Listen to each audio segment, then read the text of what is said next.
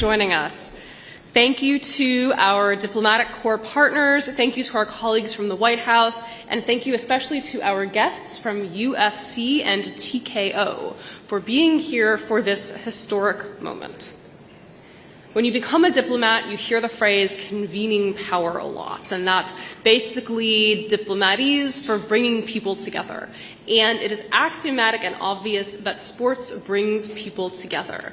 And I cannot tell you how many international conversations and encounters I've had where maybe we and our counterparties disagree about something, but I am so lucky that sports diplomacy, we are also lucky that it's part of our portfolio, because when discussion gets around to FIFA World Cup, or it gets around to the upcoming Olympics, or it gets around to beloved American sports like UFC, people light up. Sports are something we all agree on.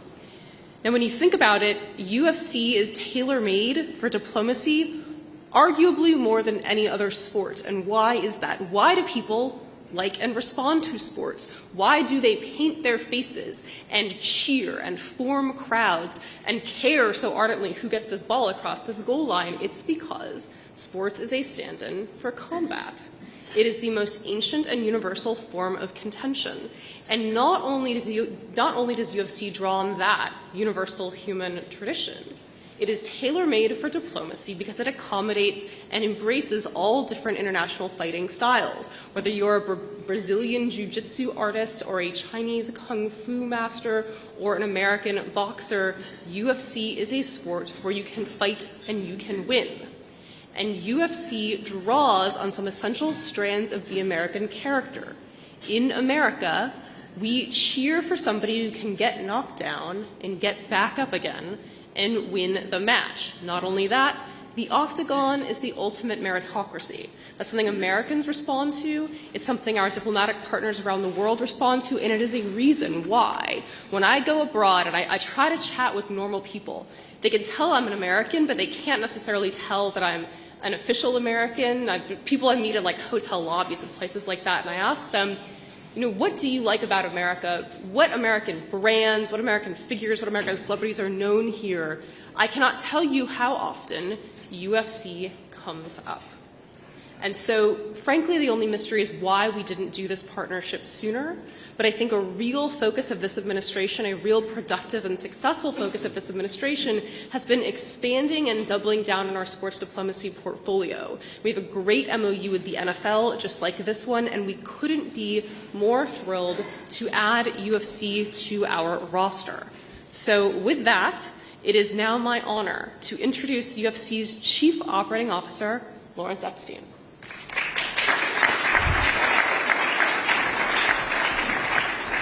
Thank you very much. It's an honor to be here, and we couldn't be more pleased to be partnering with the United States State Department to figure out ways to build bridges, to be diplomats through our sport. UFC is an incredibly global sport and an incredibly global organization. We're doing 43 events per year, and about 17 or 18 of those are in jurisdictions around the world. If you take a look at our roster of fighters, we have fighters from in excess, and this moves a little bit, but in excess of 75 countries. When you look at our roster of champions, they come from all over the world.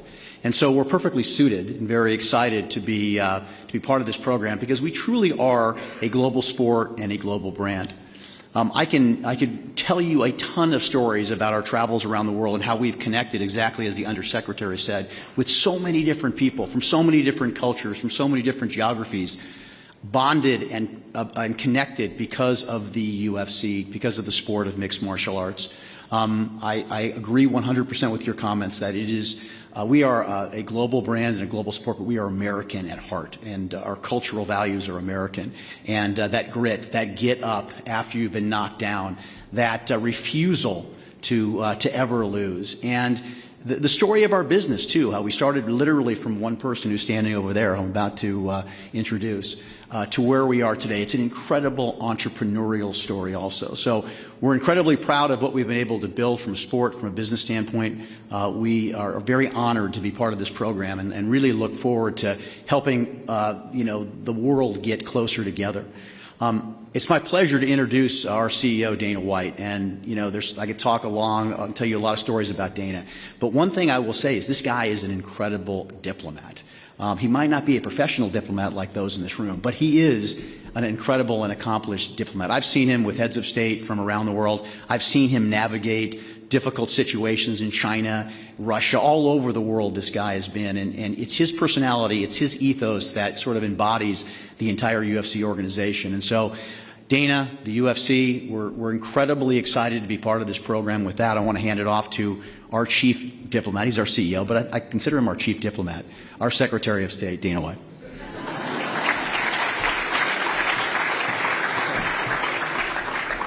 Thank you, everybody. Thanks for coming today. I don't know how I could say it better than those two did, but obviously we come from very humble beginnings when we first bought this company 25 years ago, and we believed at that time that this thing would work everywhere and would work all over the world. I've always had this philosophy that, thank God, ended up being true. It doesn't matter what color you are, what country you come from, what language you speak, we're all human beings, and fighting's in our DNA. We get it and we like it.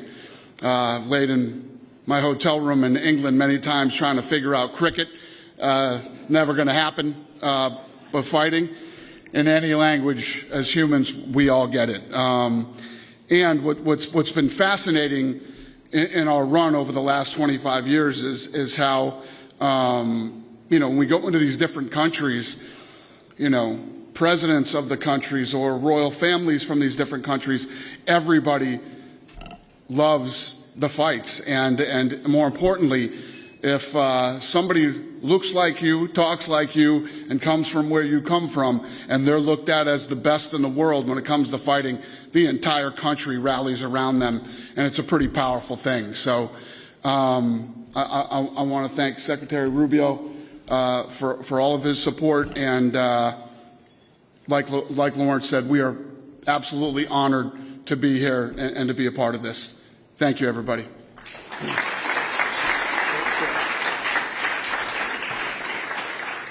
It's my turn to speak, right? It's my turn. Well, listen, this is first of all, it'll be an exciting weekend, but an exciting opportunity to sign this. It's totally logical for us to do it. I want to make a couple points. People may ask, well, why UFC? We had this deal with the NFL too, but why UFC? So I have a couple reasons why that I think is very powerful. Here's the first. The first is America, and the ideal behind America is the impossible. That someone tells you can't do that, or that's never going to happen. The whole idea of America is audacious. The very idea that America, that you could have a country where founded on the principle that your rights come not from your government or from your leaders, your rights come from your creator, was an audacious idea. No one else believed that at the world at that time. And that's the foundation. But then beyond that, everything we've done since then as a nation, time and again. How can you achieve some of the things? You know, we're going to put a man on the moon. When President Kennedy announced that we were going to put a man on the moon and return him safely to the earth, no one thought that was possible, and we did it. We are a nation founded on doing what no one else dared to do and no one else aspired to do. And at some level, that's what this whole company, what UFC has been.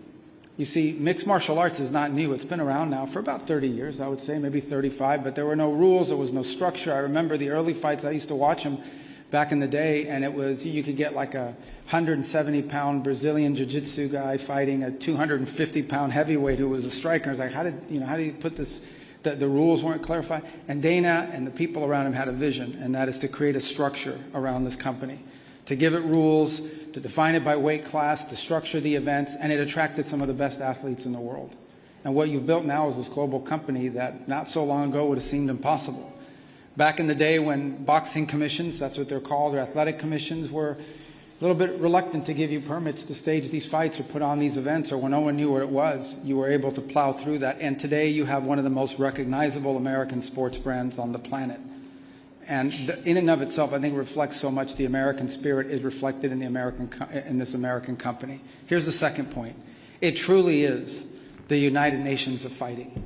If you think about the number of countries that are represented, and I think that roster will continue to grow, Lawrence, I really do. I think the number of people and champions you're going to get from around the world will continue to be added.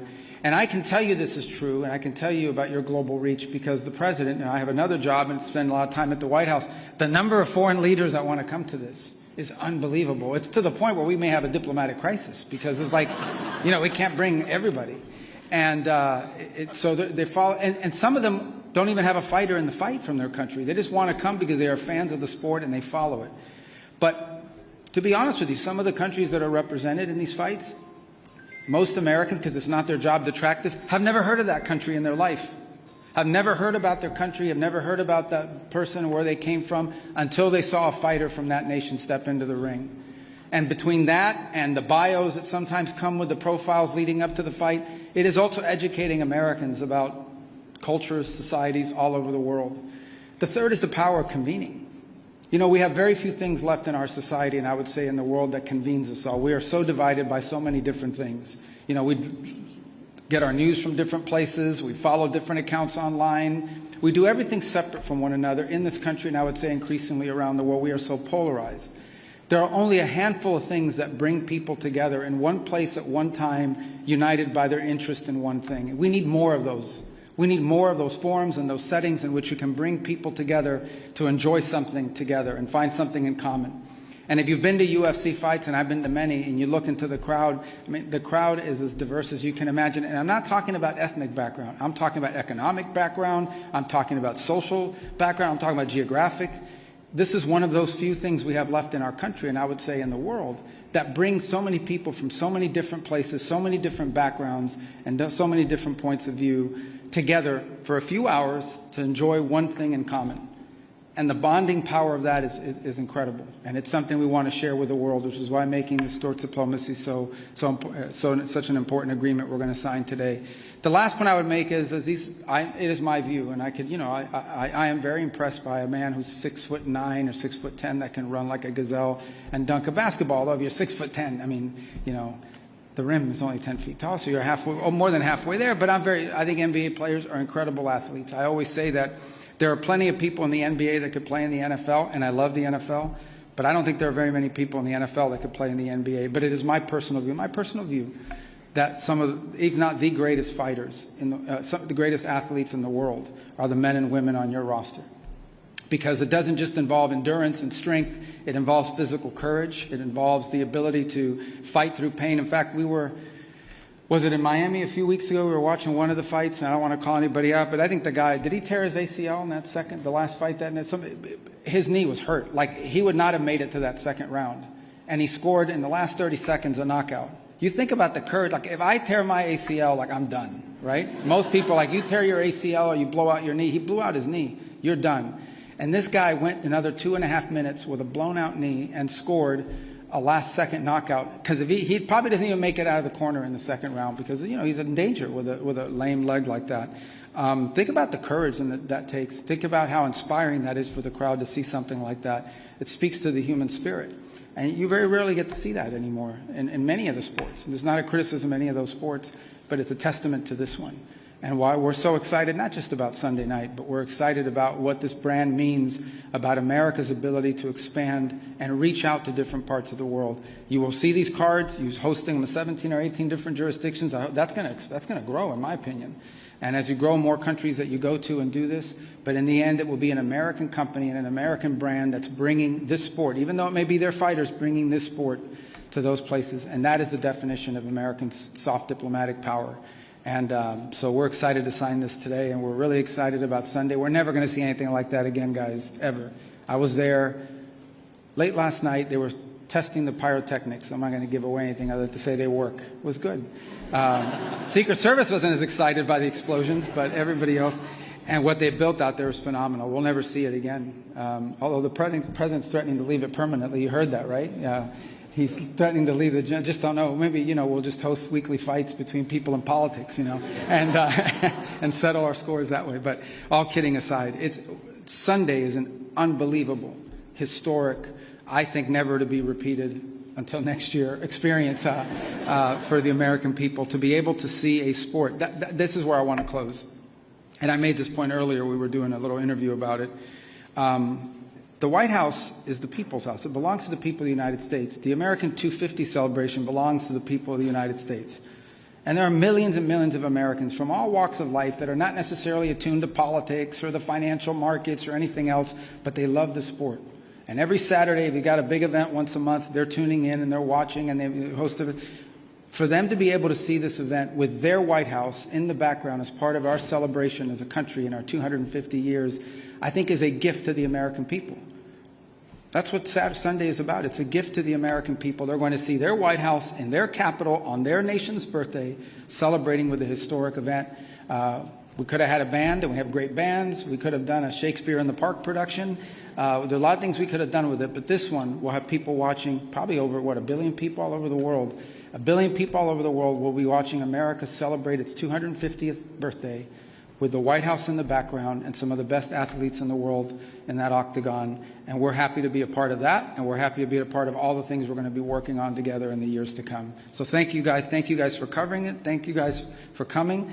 The State Department, a lot of people here work at the State Department. We have members of the Diplomatic Corps. They get invited to a lot of meetings, but not many like this one. So this is great. Thank you.